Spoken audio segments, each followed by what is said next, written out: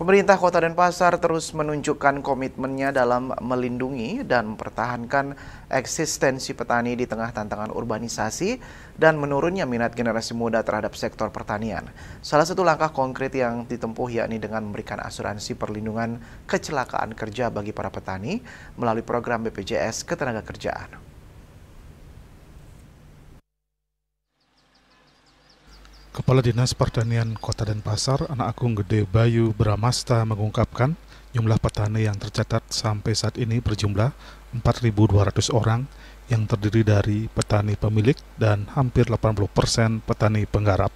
Untuk melindungi para petani, Pemkot telah mendaftarkan dalam program BPJS Ketenagakerjaan sebagai bentuk perlindungan sosial jika terjadi kecelakaan kerja dan meninggal dunia. Karena ketentuan aturan maksimal umur 65 tahun, jumlah petani yang bisa diikutkan dalam asuransi ini hanya sekitar 1.500-an petani.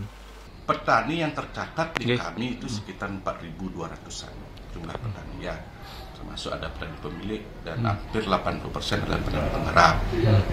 Tapi yang dimasukkan asuransi karena memang aturan asuransi maksimal berumur 65 tahun, jadi yang kita masukkan adalah asuransi ketenagakerjaan petani sekitar 1.500-an petani. Bila terjadi kecelakaan kerja atau meninggal, petani bisa dapat klaim sampai beasiswa anaknya sampai kuliah, seperti ini kan. Sehingga itu jaminan dari pemerintah kota bahwa melindungi sektor pertanian.